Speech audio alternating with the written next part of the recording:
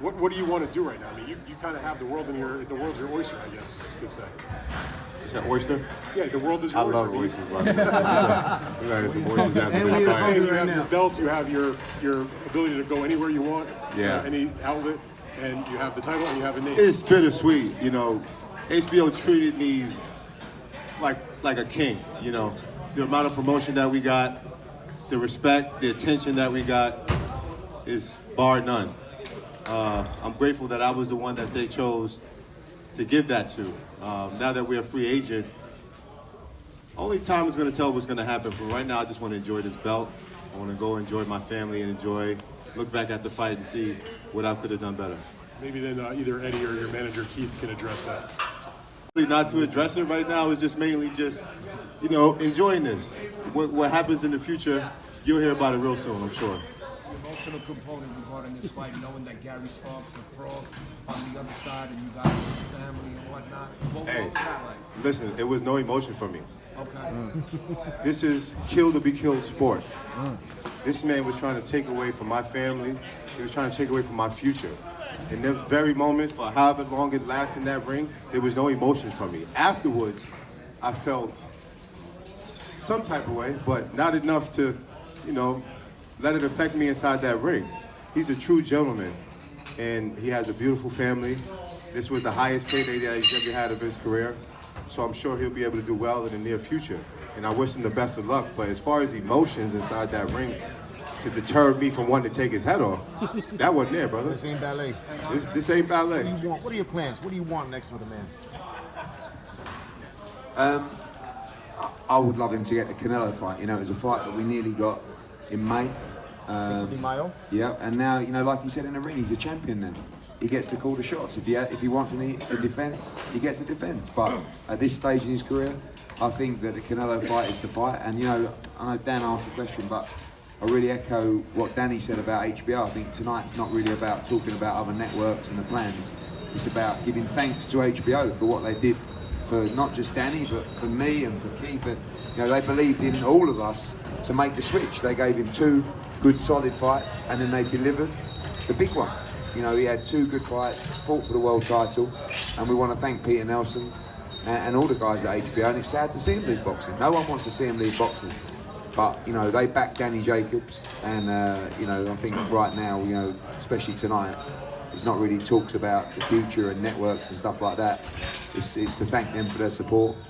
For me, you know, ultimately Danny and Keith will decide who they want next, but I would love to see him fight Canelo in May. Do you think at all about kind of where you were 7 years ago, and just kind of how far you've come, not just with the title, but also everything kind of at your fingertips right now as you sit the middleweight division? I mean, I think about it every now and then, but one thing that I learned, you know, post-cancer was to enjoy every moment of every day. Find the little things to be grateful for.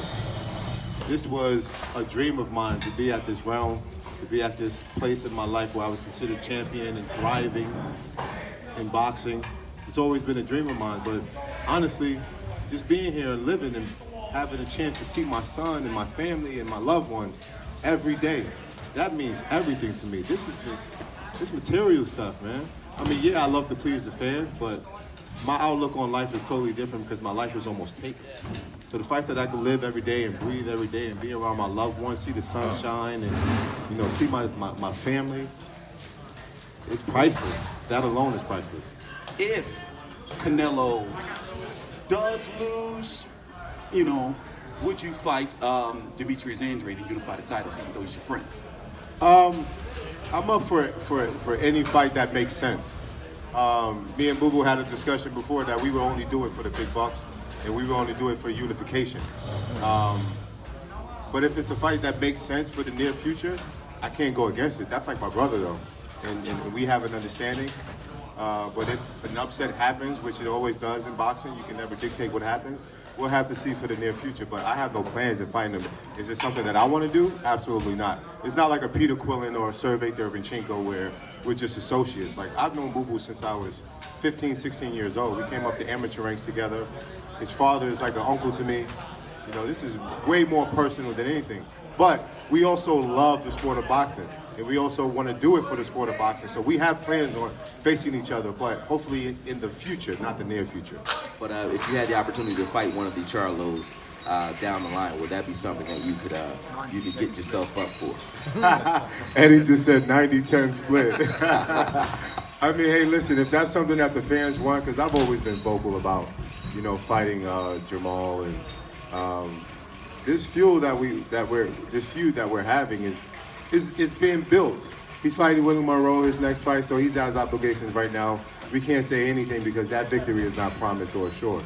So he has to look good, and hopefully if he gets that victory, we could talk about that in the near future. But I want that fight. That's a fight that we want, and that's a fight that has been brewing for some time now. So if there's any personal fight that I want, yeah, it's that fight. But we also have a management, we also have a promotion that's going to get us the bigger and better fights that make sense for my career.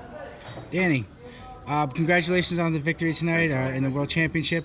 Earlier, Andre had said that one of the fights that he wants to see you in is a Golovkin rematch. He said that there's unfinished business there, and now that you have the belt, he doesn't have any belts, you have some leverage there.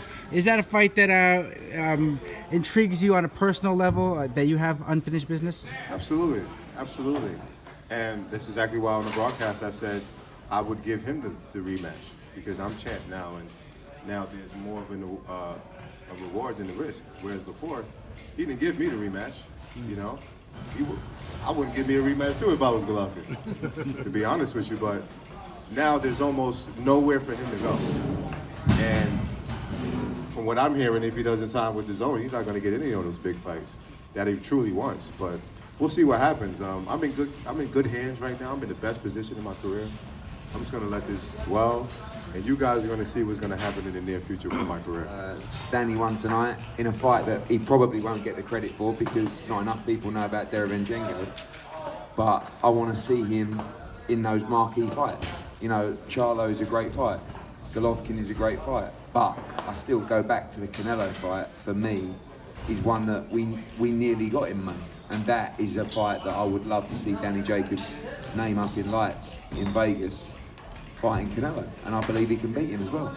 He has got to get past Fielding first, who's also our guy, so I can't talk too much about that. I know he's a favourite in the fight, but I think at this stage in Danny's career, I don't know how many fights him and Keith and Dre want, but for me they all have to be the big marquee fights. Yeah, look, again, everyone's case by case. Demetrius, for me, I would like to see him have 2 quick fights to get in the groove. He's been inactive for a long time.